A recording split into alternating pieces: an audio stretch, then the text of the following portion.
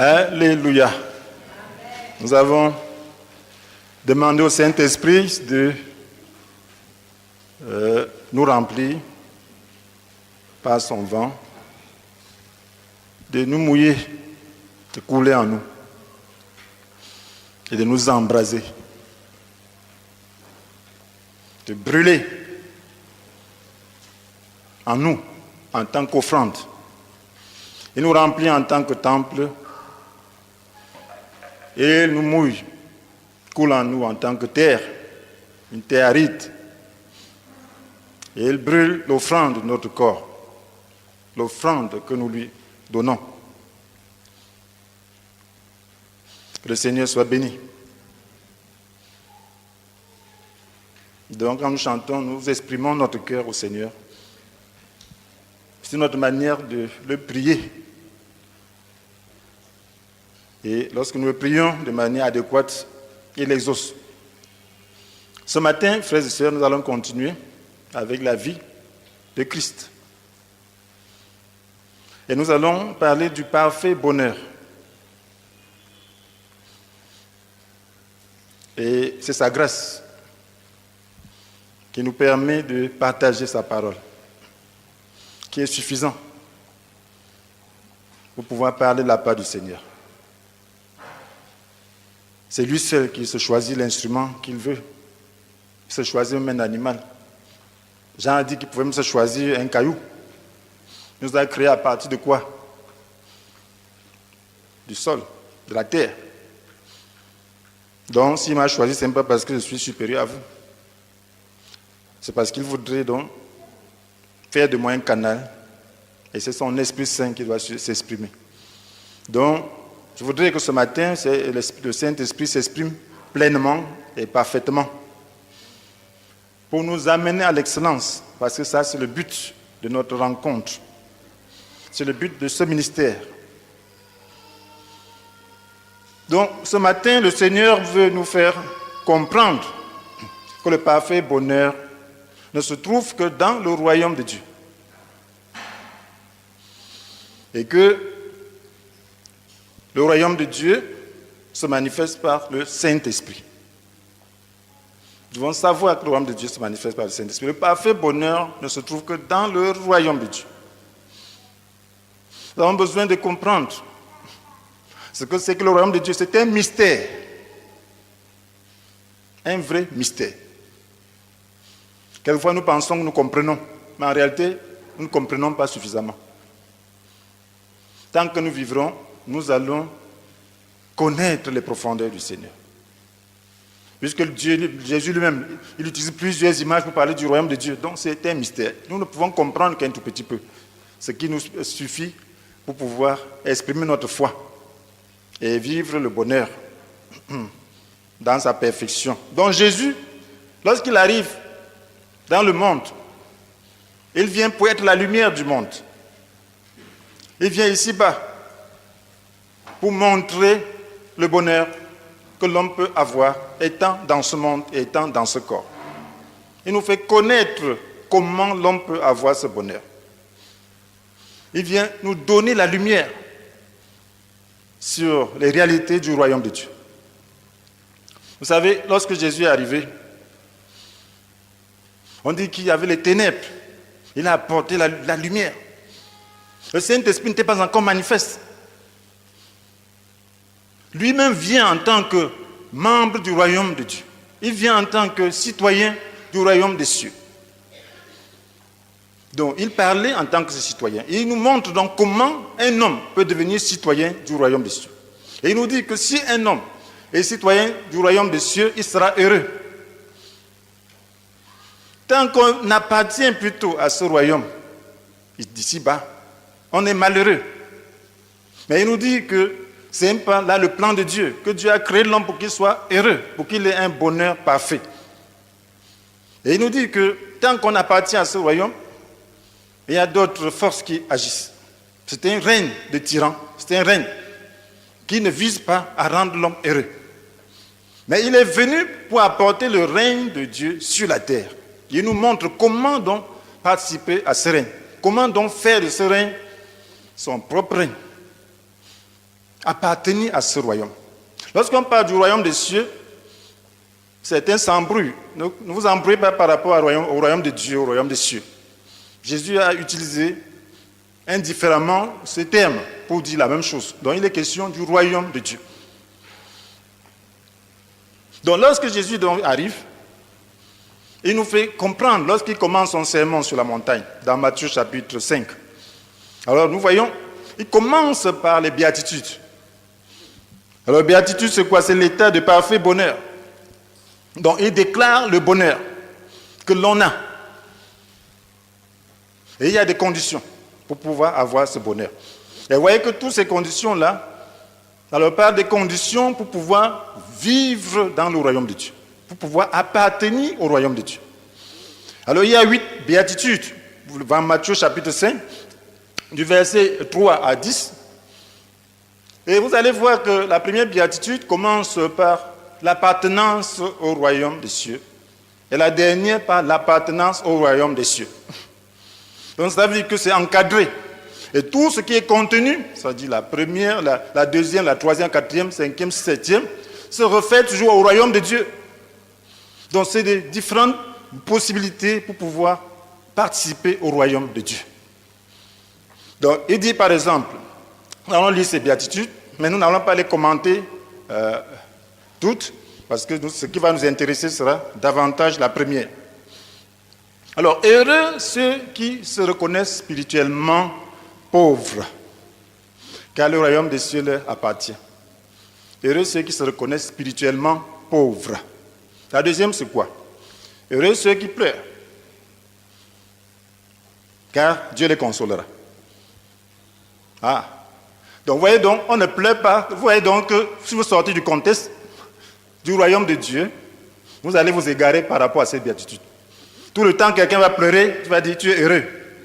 Est-ce que tout le temps quelqu'un pleure, il est heureux? Non, ce n'est pas de ça qu'il est question. Tu peux pleurer parce que ton ennemi est en train de monter. Ce n'est pas de ça qu'il est question.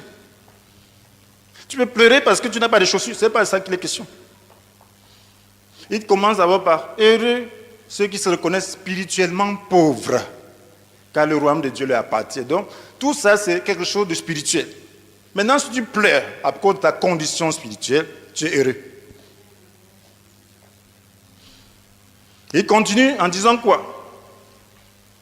Heureux ceux qui sont humbles. Ah, car Dieu leur donnera la terre en héritage. Ceux qui sont humbles. Il est encore question de l'humilité par rapport au royaume de Dieu. Le royaume de ce monde, c'est l'orgueil. Mais dans le royaume de Dieu, Dieu dit que si tu veux être premier, si tu veux être grand, sois le serviteur des autres. Ça, c'est l'humilité. Si tu veux être premier, sois l'esclave des autres. Donc, heureux ceux qui s'abaissent. Heureux ceux qui se font esclaves des autres. Alors, car Dieu leur fera hériter la terre. Donc, quand Dieu viendra établir son règne, ceux-là seront les grands dans ce royaume-là. Ceux qui s'abaissent présentement. C'est de ça qu'il est question. Ceux qui s'élèvent seront derniers. Ceux qui servent. Lorsqu'on dit servir Dieu, c'est vraiment servir, s'humilier pour faire la volonté de Dieu. Donc, c'est de ça qu'il est question. Maintenant, il dit heureux ceux qui ont faim et soif de justice, car ils seront rassasiés. Donc, tout ça se réfère au royaume de Dieu. Maintenant, si tu vois ta pauvreté spirituelle, tu exprimes ta faim et ta soif, tu es heureux. Parce que c'est une demande en conformité avec la volonté de Dieu. Et la Bible nous dit que nous avons cette certitude devant Dieu. Si nous demandons quelque chose qui est conforme à sa volonté, il nous écoute. Et si nous savons qu'il nous écoute, nous savons aussi que l'objet de notre demande, de nos demandes, nous est acquis. Amen. L'objet de nos demandes nous est acquis. Ça, c'est 1 Jean chapitre 5, verset 16. Alléluia. Donc, comme c'est la paix parfaite volonté de Dieu, donc si tu as faim et soif de justice, tu seras rassasié. Il continue de dire, heureux ceux qui sont bons, heureux ceux qui expriment, heureux ceux qui témoignent de la bonté, voilà, car Dieu sera bon pour eux. Heureux ceux qui témoignent de la bonté. Donc, si tu témoignes de la bonté c'est une nature. C'est-à-dire que tu ne fais pas à quelqu'un juste selon ce qu'il mérite. Tu es bon, même quand quelqu'un ne mérite pas, tu exprimes ta bonté. Alors, ce n'est que l'Esprit de Dieu qui peut t'amener à cela. Dieu sera bon pour toi. Donc, si tu appartiens au royaume de Dieu, tu vas te rendre compte que ta bonté fait partie des qualités de ceux qui appartiennent au royaume de Dieu. Et maintenant, parce que tu es bon, alors Dieu sera bon pour toi. Tous ceux qui appartiennent au royaume de Dieu bénéficient de la bonté de Dieu. Il continue de dire, heureux ceux dont le cœur est pur, car ils verront Dieu. Vous voyez que le cœur ne peut pas être pur autrement. Il n'a pas dit heureux ceux qui sont apparemment purs. Nous avons vu la fois passer qu'on peut laver l'extérieur de la coupe. Mais il dit cœur. Là où seul Dieu voit. Maintenant, si tu appartiens au royaume de Dieu, cela veut dire que ton cœur est pur. Ce n'est que la grâce de Dieu qui peut donc purifier ton cœur. Heureux es-tu si tu peux comprendre que ton cœur peut devenir pur. Heureux es-tu si tu peux parvenir à la pureté de cœur, à la pureté de motivation. Tu es heureux, mon frère, tu verras Dieu. Et ici-bas, et dans l'au-delà. Heureux. Et maintenant, qu'est-ce qu'il continue de dire? Heureux ceux qui répandent autour d'eux la paix, car Dieu les reconnaîtra pour ses fils. Donc, est-ce que tu es celui-là qui met l'essence dans les problèmes, les feux que tu vois? Tu ajoutes l'essence. Est-ce que tu es celui-là qui apporte la paix? Lorsque tu vois des gens qui ne se comprennent pas, qu'est-ce que tu fais? Ta prière, c'est quoi? C'est bien pour eux? Ou c'est comment faire pour qu'ils soient tranquilles? Alors, si tu apportes la paix, si tu es quelqu'un qui apporte la paix, alors tu es heureux. Dieu va te reconnaître comme l'un de ses fils. Parce que c'est pour cela que Christ est venu. Dieu a manifesté sa volonté que les gens soient en paix, en envoyant Jésus-Christ faire la paix entre lui et les hommes. Dieu et les hommes étaient en guerre. Mais Dieu a dit qu'il est un Dieu de paix. Et il continue de dire donc, la dernière béatitude, heureux ceux qui sont opprimés pour la justice, car le royaume des cieux leur appartient. Maintenant, si tu veux mener une vie juste, étant dans ce monde, tu seras opprimé d'une manière ou d'une autre. Donc, tu es heureux en ce temps-là. Ce n'est pas toutes sortes d'oppression. On dit opprimé pour la justice. Si c'est parce que tu mènes une vie de justice, alors les méchants vont chercher à t'opprimer. Donc, heureux seras-tu. Parce que le royaume des cieux t'appartient. Dieu va reconnaître. C'est la preuve que tu appartiens à notre royaume. Donc, frères et sœurs, nous allons maintenant traiter le sujet qui nous interpelle. Voyons donc que ces béatitudes, Jésus commence son sermon sur la montagne par ces béatitudes. Parce qu'il est venu amener l'homme à comprendre la pensée de Dieu. Faire comprendre à l'homme que là où il se trouve, ce n'est pas le lieu de paix que Dieu avait préparé pour lui. L'homme est dans le royaume du monde, sous la coupe du diable. Mais il peut être dans ce monde, étant dans le royaume de Dieu, en appartenant au royaume de Dieu.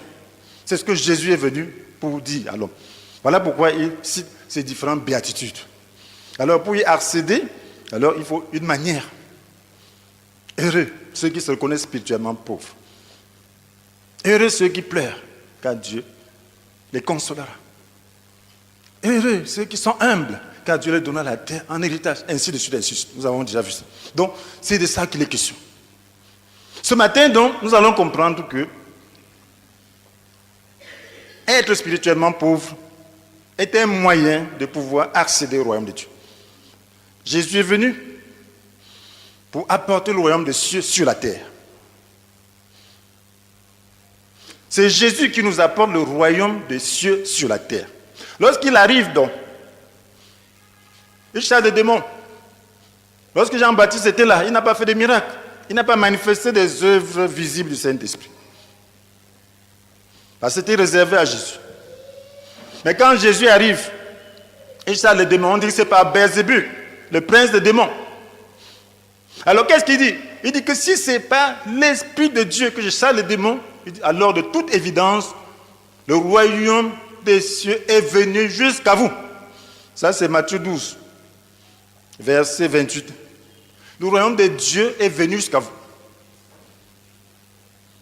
Parce que les gens chassaient les démons. Mais d'une manière, même le sorcier essaie de chasser certains démons. Ainsi de suite. On dit, mais ça, c'est, si tu peux chasser toutes sortes de démons, ça veut dire qu'en réalité, il y a Bézébul en toi. Ça veut dire qu'il y a le chef de démons en toi.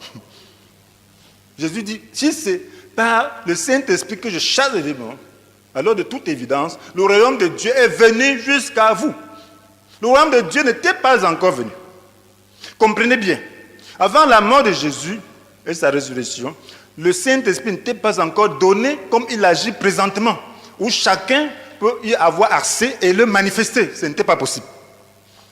Ce n'était pas possible. Donc quand Jésus vient, donc, il apporte le royaume de Dieu. Il nous dit que le royaume de Dieu est là. C'est venu comment? Lui-même, étant conçu par le Saint-Esprit, étant rempli du Saint-Esprit, il a attendu un moment pour pouvoir avoir cette capacité. Pour pouvoir apporter le royaume de Dieu sur la terre pour que cela soit partagé. Qu'est-ce qu'il a attendu? Il a attendu le début de son ministère. Et qu'est-ce qui s'est passé? Quelque chose s'est passé. Dans Matthieu chapitre 3, nous voyons son baptême. Verset 16. Après s'être baptisé, la Bible dit que le ciel s'est ouvert. Et il a vu l'Esprit de Dieu venir sous la forme d'une colombe sur lui. Le ciel s'est ouvert. Lorsque le ciel s'ouvre, alors ça veut dire que le ciel et la terre ne font plus qu'un. Si vous avez une chambre, vous percez une porte pour donner à une autre chambre. Ça veut dire que les deux chambres ne font plus qu'un. Ça s'ouvre, ça dit vous faites une bonne porte là. C'est comme ici et là. Ça ne fait qu'un. Si tu entres ici, tu peux entrer là-bas. Donc, alors le ciel et la terre, ça veut dire que le royaume des cieux est venu sur la terre. Il y a donc communication, il y a possibilité que ce qui se passe au ciel se manifeste aussi sur la terre. C'est de ça qu'il est question. Voilà pourquoi il dit que le royaume des cieux est venu jusqu'à vous. Le royaume de Dieu est venu jusqu'à vous. Nous prions que ton règne vienne. Il vient comment? Son règne vient comment? Quand le ciel s'ouvre. Et que ce qui se fait, que ta volonté soit faite. Tout cela sur la terre comme au ciel. Donc, il faut que la volonté de Dieu se fasse sur la terre comme au ciel. Comment la volonté de Dieu se fait au ciel?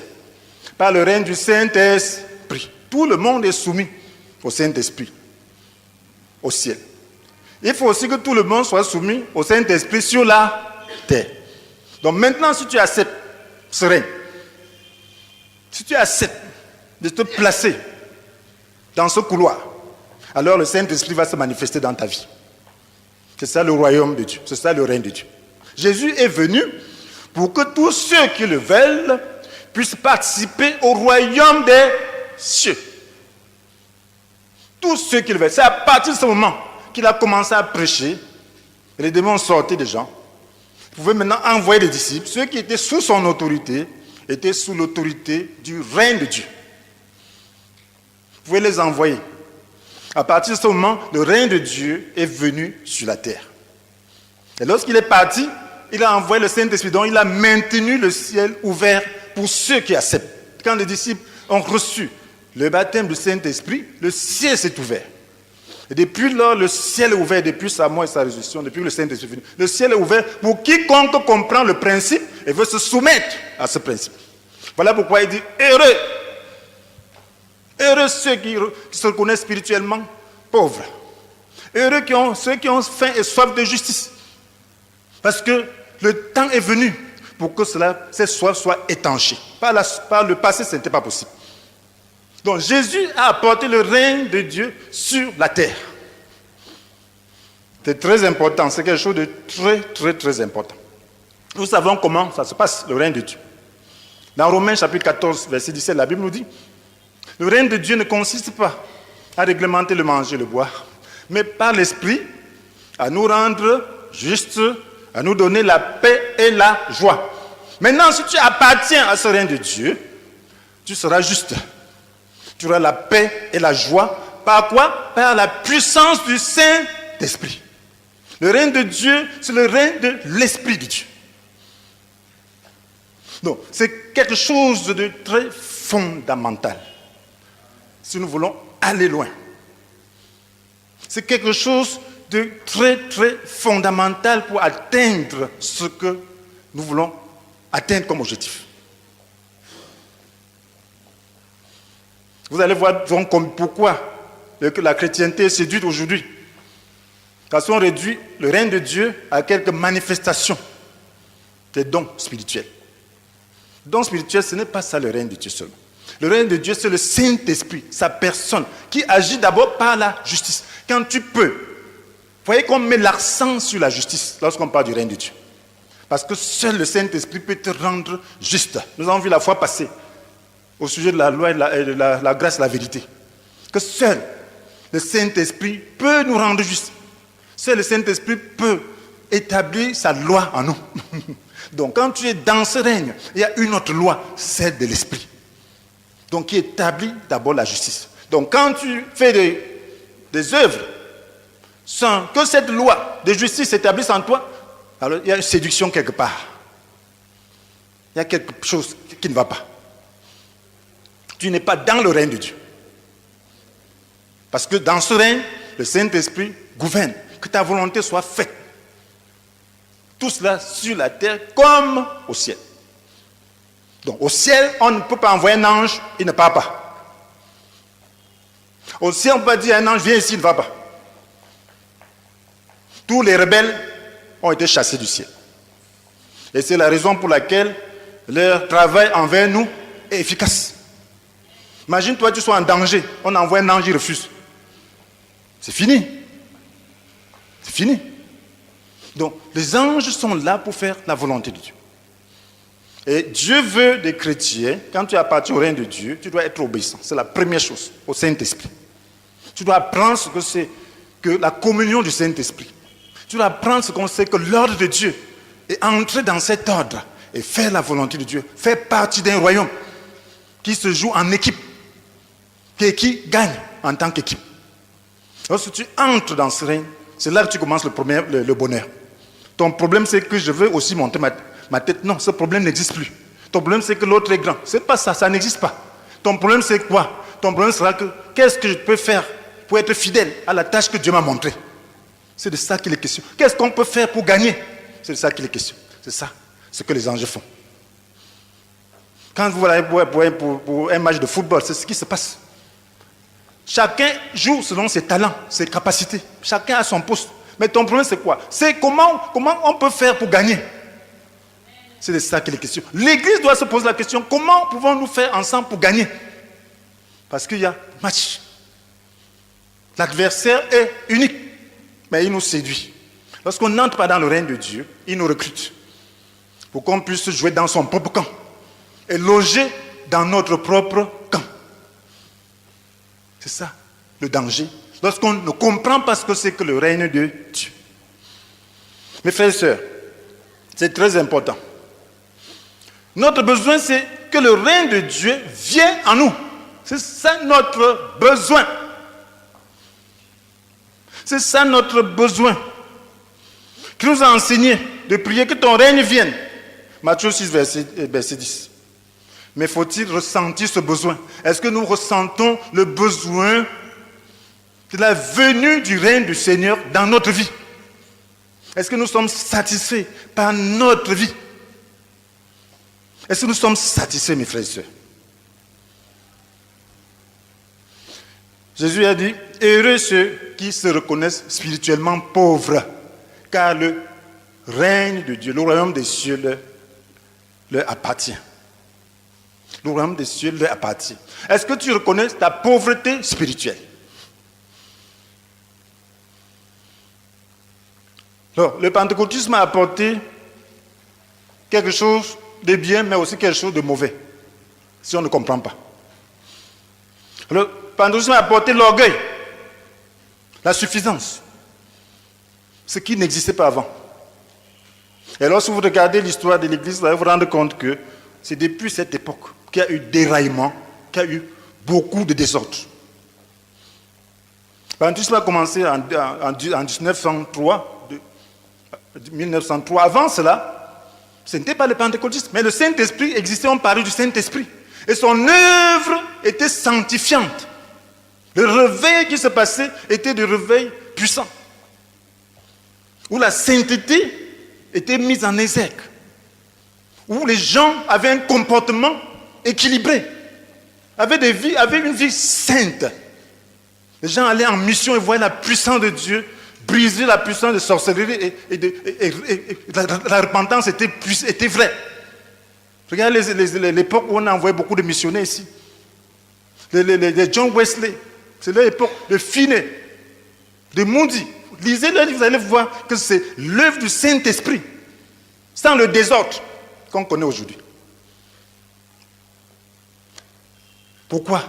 Parce que l'accent a été mis sur la vraie chose, la sainteté. Le Saint-Esprit s'exprime d'abord par la sainteté et non par quelque chose de visible. Parce que même le diable peut faire ce qui est visible, mais il ne peut pas te rendre saint. C'est impossible.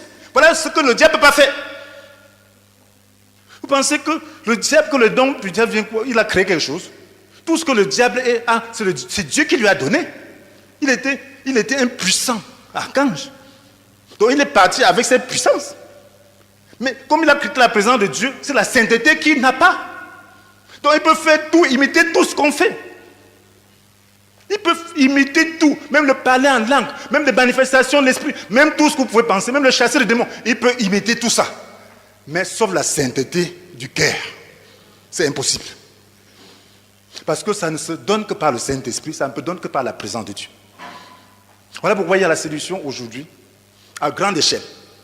Lorsque les gens ne comprennent pas ce que c'est que le règne de Dieu, on ne pourra pas arriver au but si on ne comprend pas cela. Parce qu'on sera toujours séduit. On va avancer et reculer, avancer, reculer, avancer, reculer. Quand tu vas avancer, quelqu'un va sortir là, pap, avec d'autres esprits, et vous balayez tous. Parce qu'il est sous la puissance d'un autre règne. Mais lorsque vous comprenez déjà ça, alors là, mes frères et sœurs, vous êtes heureux. C'est le chemin de l'excellence. Donc comprenez, est-ce que nous reconnaissons notre pauvreté? Heureux ceux qui se reconnaissent spirituellement pauvres. Parce que nous avons lu tout à l'heure, heureux ceux qui ont faim et soif de justice. Ce n'est pas possible que Dieu donne ses eaux à celui qui n'a pas soif. Ce n'est pas possible. Alors, vous voyez, lorsqu'on parle de pauvreté, j'ai évoqué ça parce que lorsqu'on parle de pauvreté, c'est relatif. Si vous êtes dans un quartier pauvre, amen, un quartier pauvre, où tout autour de vous, personne n'a une voiture. Si toi tu as la voiture là-bas, on va dire que tu es riche, non? On va dire voilà le riche qui sort. Maintenant, va dans le quartier de haut standing. Soit avec la voiture, on va plutôt regarder la qualité de voiture là. Au bas quartier, on ne regarde pas la qualité de voiture, mais quand on va sortir, on regarde plutôt la qualité de voiture. Quelle est même la marque?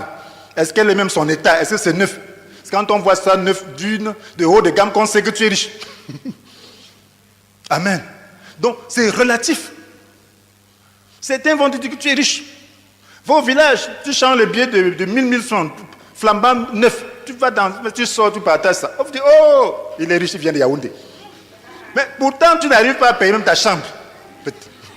On va dire que tu es riche, n'est-ce pas? Alors tu vas dire, je suis riche. Donc voilà ce qui se passe. C'est pour ça que la Bible dit, heureux ceux qui se reconnaissent spirituellement pauvres. Il y a des gens qui pensent qu'ils sont spirituellement riches. Parce qu'il faut... Au nom de Jésus, ils pensent qu'ils sont riches. Ils ont des visions. J'ai eu la vision sur toi, je suis riche. J'ai eu un songe sur toi, je suis riche. Ça, c'est la richesse. Tu ne connais pas. Est-ce que ton cœur est pur? C'est purifié par la foi. Par le sang de Jésus. Il y a la pureté pratique. Le sang de Jésus permet que le Saint-Esprit vienne te purifier. Te purifier pour que tu puisses avoir véritablement la pureté demandée par Dieu. La Bible dit, heureux ceux dont le cœur est pur. On n'a pas dit heureux ceux dont le sang est sur le cœur. On a dit heureux ceux dont le cœur est pur. C'est ça le résultat. Tu peux avoir le sang sur le cœur n'est pas pur. Parce que tu es heureux, ton cœur ne peut être pur que si tu es dans le règne de l'Esprit de Dieu. Parce que la Bible nous dit que la loi de l'Esprit qui te donne la vie dans l'union avec Jésus-Christ doit libérer la loi du péché et de la mort. C'est la loi de l'Esprit. Tu es dans un autre royaume où une autre loi est en marche. Lorsque tu es sur la terre, il y a la loi de la pesanteur qui te tire vers le centre de la terre. Lorsque tu t'éloignes très loin de la terre, cette loi s'affaiblit. Et tu ne peux plus être tiré de la même manière. C'est la même chose. Si tu appartiens maintenant à la sphère du royaume de Dieu, du règne de Dieu, il y a une autre loi qui combat la loi du péché pour que tu ne sois plus soumis à cette loi de ta chair. C'est ça que tu dois rechercher. Maintenant, si tu sens que cette loi, que la loi de la chair, la loi du péché, agit en toi, malgré que tu chasses les démons, malgré que tu pries jour et nuit, malgré que tu fasses ici des révélations, si tu sens que cette loi du péché vit en toi, et tu t'en préoccupes, tu dis Seigneur, je ne suis pas dans l'état où tu m'attends. Mon cœur n'est pas pur. Si tu en es conscient, alors ça veut dire que tu reconnais que tu es spirituellement pauvre. Ça veut dire que tu veux que le règne du Saint-Esprit vienne en toi. Ne philosophe pas. Mes frères et sœurs, ne philosophons pas. La Bible nous dit, la richesse spirituelle c'est quoi? Qui connaît la richesse spirituelle? La richesse spirituelle c'est le fruit de l'esprit.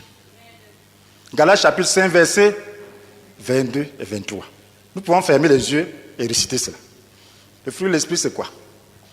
C'est l'amour, la paix, la joie, la patience, la fidélité, la bonté, l'amabilité, la douceur, la maîtrise de soi. Je connais ça. Et ça suffit. Ça doit me permettre de me mesurer. Est-ce que ces fruits sont en moi? Est-ce que je porte ces fruits? Si je ne porte pas ces fruits, ça veut dire que je suis spirituellement pauvre. Amen. Peut-être je suis dans un quartier pauvre où les gens sont pauvres, moralement pauvres. Je porte quelques fruits, n'est-ce pas? Je ne commets pas adultère, je ne commets pas ceci, je ne commets pas cela, je me vante que je suis riche. Tu es riche parmi les pauvres, c'est relatif. Mais selon la norme de Dieu, le critère de Dieu, tu es pauvre. Ne mesure pas ta vie à celle d'un autre. Mesure pas ta vie au bishop, à l'apôtre, au ceci ou à cela. Mesure ta vie à la parole de Dieu. Parce que c'est cette parole qui va nous juger demain. Chacun n'aura pas sa feuille de correction. Parce que quand on fait l'examen, là, il y a les feuilles de correction pour harmoniser. Et il y a une seule feuille de correction, c'est la Bible. Donc, fais tout ce que tu veux. Lorsqu'on est dans une classe d'examen, n'est-ce pas, il y a les livres au programme. Va au programme, étudie comme tu veux. Mais on va interroger dans le livre, dans le programme, n'est-ce pas? Amen. Maintenant, quand tu seras dans le programme, si tu es parti travailler hors du programme, tant pis pour toi, tu n'as pas regardé ce qui est au programme, tu seras surpris. Il y a le programme de Dieu. Et c'est ce programme qu'il faut suivre. Ne dites jamais que quelqu'un vous a trompé. Personne ne peut tromper l'autre. Dieu nous a donné en ce jour son Esprit Saint, il a donné sa parole. Lorsque tu es enfant de Dieu, même un païen, lorsqu'on dit ce qui n'est pas correct, lui-même sent que ce n'est pas correct. Lorsque quelque chose est correct, mon frère, si tu es objectif, ce sera correct, ça va sonner vrai dans ton cœur. Parce que ton cœur va certifier que c'est ça. Ça peut être correct et dur, c'est vrai, mais c'est difficile. Voilà donc, on a besoin de la grâce, mon frère, ma soeur. Amen. Donc maintenant, si tu vis pour poursuivre cette sanctification, pour mesurer ton état par rapport à la richesse de Dieu, donc tu es en train d'obéir à Hébreux chapitre 12, verset 14, qui dit quoi? Faites tous vos efforts pour être en paix avec tout le monde et pour mener une vie de plus en plus sainte, sans laquelle nul ne verra le Seigneur. De plus en plus sainte. Quand tu commences, tu es saint. On ne te refuse pas ça. Mais lorsque tu mesures le degré de sainteté que Dieu attend de toi. Tu dois avancer vers cela. Tu dois avancer. Tu dois avancer. Mais si tu restes là, que je suis saint, tu restes à ce niveau, mon frère, tu es perdu. Tu vas te couper du royaume de Dieu, du règne de Dieu. Parce que le règne de Dieu est fait pour ceux qui reconnaissent continuellement leur faiblesse, leur pauvreté spirituelle. Nous allons maintenant, pour expliquer un autre point, c'est toujours le même point, mais d'une autre manière. Dieu n'est présent en nous que lorsque nous reconnaissons notre faiblesse. Frères et sœurs, j'ai dit le pentecôtiste a apporté quelque chose de mauvais parce qu'il y a cette fierté, cet orgueil que les païens reconnaissaient en nous quand nous étions jeunes et tout ça. Vous êtes trop fiers, orgueilleux. Il y a ce levain. Ce levain. Et c'est pour cela que le Seigneur veut ôter cela. Cette levain qui fait des déclarations orgueilleuses et non dans l'humilité et non dans la grâce. Nous devons sortir de ce levain. Si nous voulons connaître la gloire de Dieu, si nous voulons appartenir au royaume de Dieu. La Bible nous dit dans 1 Jean chapitre 1, verset 8 à 9. Si nous prétendons n'être coupables d'aucun péché, nous vivons dans l'illusion. La barre est tellement haute, mon frère, que personne ne peut dire qu'il est déjà arrivé. Personne sur la terre. Personne, même le plus grand saint, ne reconnaît pas qu'il est déjà arrivé. Parce que la barre de Dieu est haute. Je ne sais pas comment on lit la Bible. Je ne sais pas. On lit souvent avec un voile, comme les Juifs lisaient avec le voile. Il y a le voile du pentecôtisme qui fait qu'on lise autrement. Vous voyez pourquoi je parle du pentecôtisme? Parce que c'est l'église de Laodicée. Dans Apocalypse chapitre 3, c'est la dernière église. Il y a cette église qui parle de l'histoire de l'église sur la terre. Ces églises existaient à cette époque, mais cela reflétait l'état de l'église sur l'histoire, dans l'histoire, jusqu'à ce que Jésus arrive. Laodicée est la dernière église. Avant Laodicée, il y a Philadelphie. Tous les autres sept, ça s'est accompli, les prophéties sur les sept églises. Lorsque vous lisez l'histoire, vous voyez que c'est exactement comment ça se passait. La description faite correspond à ces époques de l'église, des églises là, de ces églises. Il y a l'époque d'Éphèse, de Smyrne, ainsi de suite, de Thyatire et tout. Pergame, Philadelphie, Laodicée. Nous voyons, lorsque vous lisez l'histoire, vous allez vous rendre compte que ça s'est passé exactement comme ça. Maintenant, Philadelphie vient avant Laodicée. Je vous ai dit tout à l'heure qu'avant le pentecôtisme, l'Esprit de Dieu existait. On parle de l'Esprit de Dieu.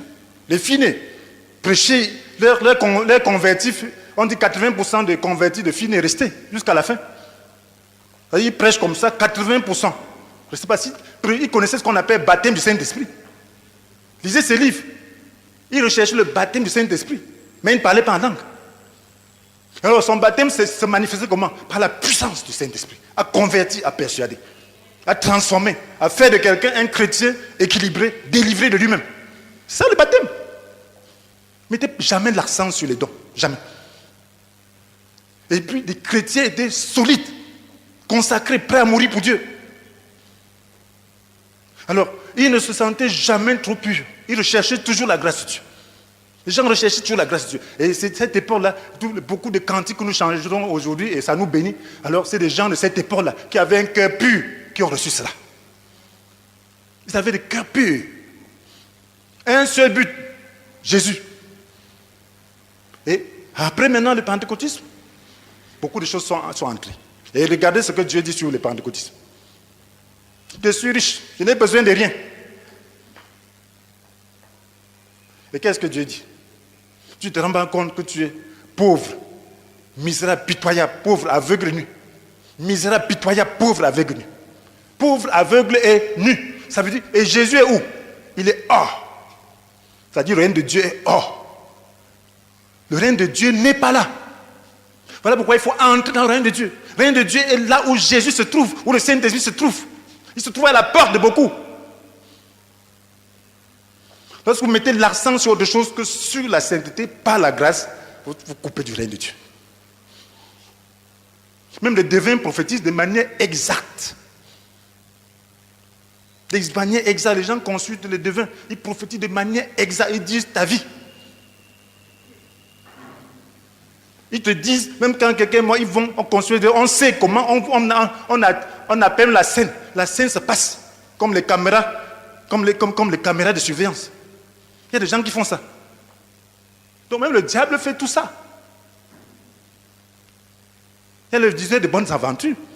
Plusieurs m'ont contacté même. Les Maliens, une fois un Malien est passé là, il dit que commence à parler sur moi.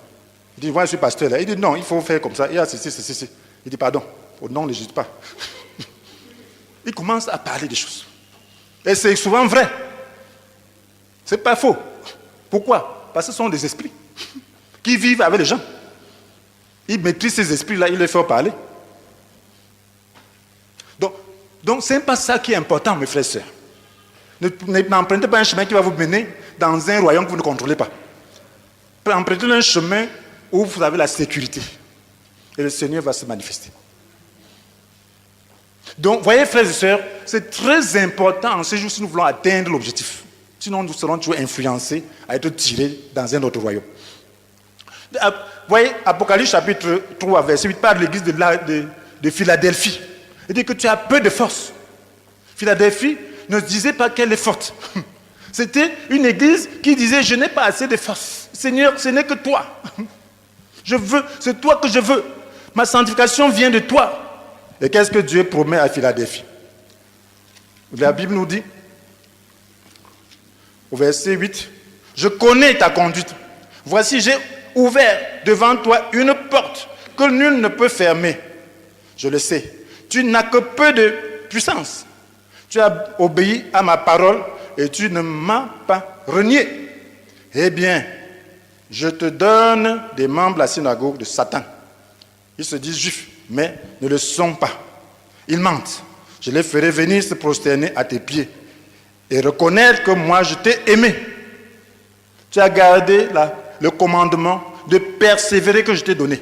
C'est pourquoi, à mon tour, je te garderai à l'heure de l'épreuve qui va venir sur le monde entier, pour éprouver tous les habitants de la terre. Donc, cette église a peu de puissance, mais c'est Dieu qui est sa puissance. C'est Dieu qui lui ouvre la porte. Elle s'efforce à être fidèle, à garder la persévérance, à garder la parole de persévérer. Celui qui persévérera jusqu'à la fin sera sauvé. C'est difficile, mais il faut avoir pour but de persévérer jusqu'à la fin. N'est pas pour but autre chose que Dieu. N'est pas pour but des dons spirituels. Les dons vont venir quand c'est nécessaire. Mais c'est ça que tu cherches, tu vas t'égarer. Ne cherche pas un don sans savoir ce que tu vas faire avec ce don. C'est ça le propre du pentecôtiste. Tu vas voir un jeune converti, il commence à chasser des démons, il commence à faire des biens, tu ne peux plus lui parler. Il connaît déjà tout, alors qu'il ne connaît même pas le béaba. Alors il est déjà égaré, il est déjà entre les mains des ténèbres. Il est déjà sorti du royaume de Dieu. Il donne quoi? Il peut pas. Le royaume de Dieu, c'est un domaine où on doit lutter pour demeurer.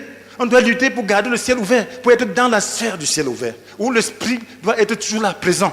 C'est de ça qu'il est question. Mes frères, est-ce que nous savons ce que le Seigneur a donné comme exigence? La Bible nous dit dans Matthieu 5, verset 6.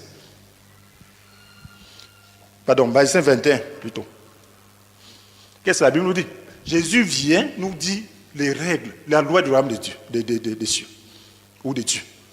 Il dit, il vous a été dit à nos ancêtres, tu ne commettras pas de meurtre. Celui qui commet le meurtre sera traduit devant le tribunal, n'est-ce pas? Va répondre devant le tribunal. Voilà ce que la Bible dit. Mais il dit, moi je vous dis, celui qui se met en colère contre son frère sera traduit en justice. La colère. Est-ce que nous prenons la colère là au sérieux? Est-ce que nous prenons ça au sérieux? Ça, c'est le règle du royaume de Dieu. Il dit, celui qui lui dit imbécile sera traduit devant le tribunal. Et celui qui le traite de fou, est bon pour l'enfer? Combien parlent en langue et sont déjà bons pour l'enfer? Ils insultent des créatures que Dieu a faites à son image. Encore des chers frères et sœurs. Ostentatoirement, impédamment, ils insultent. Ils sont dans le royaume? Je ne pense pas. C'est la parole là qui va nous juger. Hein? C'est quand tu es dans le royaume que le Saint-Esprit peut te montrer cela. C'est la loi du royaume. Voilà pourquoi tu ne peux pas te dire que tu es tellement juste. Parce qu'il va t'arriver d'être tenté de faire cela. Et tant que tu verras ici, tu seras tenté. Et alors tu dois donc reconnaître que tu n'es pas aussi juste que ça. Tu dois aller devant Dieu et dire, Seigneur, pardonne-moi.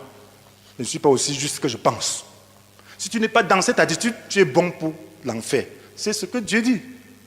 Heureux ceux qui reconnaissent qu'ils sont spirituellement pauvres. Donc si tu sais que tu es tenté, tu es quelqu'un qui fait des jurons, mon frère, ne parle pas de sainteté. Ça c'est, tu es bon pour l'enfer. Si tu ne changes pas. C'est ce que la Bible nous dit. Tu es bon. Donc tu dois reconnaître que c'est difficile. Que Seigneur, je veux arriver. Mais je veux que ton royaume se manifeste en moi. Je veux que ton Esprit Saint agisse en moi. Et persévérer, avoir faim et soif de justice, que cela soit ta norme. Ne prends pas la norme du bishop qui insulte, qui tape et puis il est tranquille. Non, ce n'est pas ça la norme. La parole de Dieu, c'est elle qui doit nous juger. Ce n'est pas quelqu'un qui va nous juger. C'est cette parole qui nous interpelle tous. Voilà pourquoi personne, étant dans le royaume, ne peut se vanter. La Bible nous dit que celui qui pense être debout prenne garde pour ne pas tomber. Donc ça veut dire que tu dois être dans une attitude de dépendance de l'Esprit de Dieu. Une attitude de repentance. Donc les choses se font au niveau des intentions.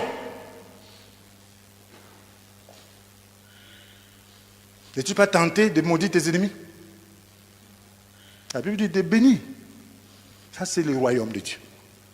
Et si le règne de Dieu vient en toi, tu en auras la capacité. Voilà pourquoi tu dois avoir faim et soif de ce règne. Voyez mes frères et sœurs, comment Jésus a illustré cela. Dans Luc chapitre 18, versets 10 à 14, on parle de deux hommes qui sont allés au temple pour prier.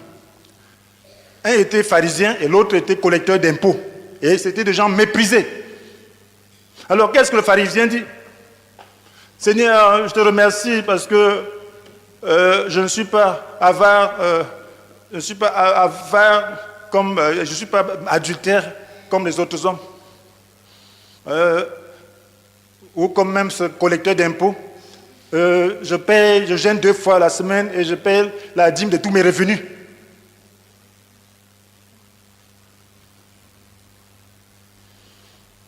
Alors, voilà une bonne prière. Voilà le collecteur d'impôts de l'autre côté, dans un coin, dit Seigneur, aie pitié de moi qui suis un pécheur. Aie pitié de moi. Et qu'est-ce que la Bible dit? Le collecteur d'impôts est allé justifier plutôt que le pharisien. Le pharisien faisait tout ça. Ce n'était pas le mensonge. Il n'était pas avare. Ce n'était pas le mensonge. Mais il ne reconnaissait pas sa pauvreté spirituelle. Et pour cela, il n'était pas justifié. Mais le collecteur d'impôts reconnaissait sa pauvreté spirituelle et pour cela, donc, il pouvait avoir la grâce d'être délivré et faire les œuvres de grâce. Pour que l'Esprit de Dieu, parce que il n'y a que l'Esprit de Dieu qui peut faire en nous une œuvre parfaite. Dans le royaume, on doit être dépendant de l'Esprit. Voilà pourquoi le ciel s'ouvre, pour qu'il y ait une communion entre ciel et terre, par l'intermédiaire de nous. Si nous entrons dans le royaume, si nous reconnaissons notre dépendance vis-à-vis du royaume de Dieu, le ciel va s'ouvrir sur notre tête. Et le règne de Dieu viendra en nous. Et nous pourrons donc partager ce règne. C'est à partir de ce moment que Jésus pouvait donc amener le règne de Dieu dans d'autres vies. Par la parole. Si nous voulons amener le règne de Dieu dans d'autres vies, nous devons faire partie nous-mêmes du règne de Dieu.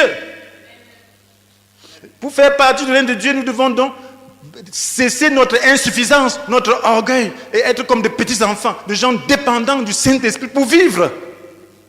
Et nous occuper de nos cœurs, de nos intentions et non des autres. Lorsque nous voyons les autres, nous allons prier pour que le règne de Dieu vienne dans leur vie. Nous allons comprendre que ce n'est pas parce que nous sommes forts que nous avons fait un effort, que nous avons fait du progrès dans la sanctification. Mais c'est parce que nous avons compris que nous devons être dans le règne de Dieu et prier que les autres aussi entrent dans ce règne. Mes frères et sœurs, voilà pourquoi la Bible nous dit que heureux ceux qui ont faim et soif de justice, car ils seront rassasiés. Si c'est là notre préoccupation, si c'est là notre désir, si c'est là notre soif, alors nous allons y arriver. Le Saint-Esprit n'est jamais donné à celui qui n'a pas soif. Jésus a dit dans Jean chapitre 7, verset 37, que si quelqu'un a soif, qu'il vienne à moi. Que celui qui croit en moi boive. Si quelqu'un a soif, alors Dieu voudrait qu'à partir de maintenant, nous puissions mener une vie de dépendance spirituelle. De chaque jour, à chaque moment, tu dis au Saint-Esprit, aide-moi. Montre-moi mon cœur. Aide-moi, purifie-moi par le sang de Jésus. Et délivre-moi. Que ta loi s'exprime en moi. Que je sois libre, que j'ai le cœur pur. Donne-moi le cœur pur. Donne-moi un cœur bon. Heureux ceux qui témoignent la bonté, car Dieu sera bon pour eux. Donne-moi un cœur bon. Sois bon envers les gens. Sois bon. Sois bon. Et Dieu seul peut te donner cette bonté. Frères et sœurs, ce qui était important, c'était de comprendre cela. C'est toute une école. Parce que ce n'est pas moi qui dois t'enseigner cette école, c'est le Saint-Esprit qui doit t'enseigner. Ce que Dieu me donne de dire, c'est ce que je dois dire. Ici, il doit m'arrêter. Maintenant, s'il y a la soif dans ton cœur, si tu veux entrer dans le règne de Dieu, nous avons vu que Jésus est venu apporter le règne de Dieu sur la terre. Il a prouvé, par ton obéissance à faire la volonté de Dieu, c'est là que le ciel s'est ouvert. Et depuis lors, le règne de Dieu peut venir dans chaque vie. Est-ce que tu veux que le règne de Dieu vienne dans ta vie? Est-ce que tu es dans cette séduction de suffisance, d'orgueil, du moi? La Bible dit, heureux ceux qui sont humbles, car Dieu leur donnera la terre en héritage. Dieu veut l'humilité. Que celui qui est élevé soit le serviteur. Donc il est l'esprit de service et non un tyran, un autocrate qui serve, qui fait la volonté de Dieu avec amour. Est-ce que nous pouvons prier? Pouvons-nous reconnaître notre orgueil devant Dieu afin de vivre de sa grâce? Si tel est le cas, nous allons prier.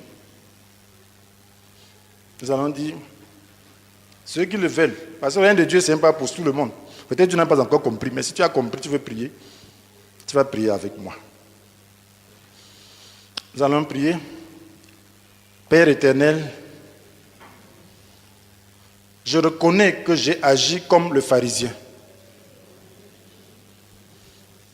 En prenant ma norme sur les autres, au lieu de me référer à ta parole. Je reconnais que j'ai vécu dans l'illusion. J'ai tué par mes paroles. J'ai commis adultère par mes pensées. Mais je veux vivre dans la sainteté. C'est le règne de ton esprit peut me délivrer. J'accepte ta norme. Et je prie que ton esprit me soit donné pour me délivrer de ma nature. Merci Seigneur de me remplir continuellement de ta présence. Amen. Un verset à mémoriser, Matthieu 5, verset 3. Matthieu 5, verset 3.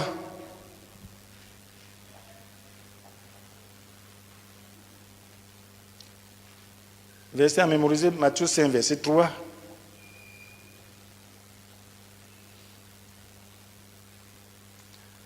Galates 5, verset 22 à 23. Galates 5, verset 22 à 23. Hébreux 12, 14.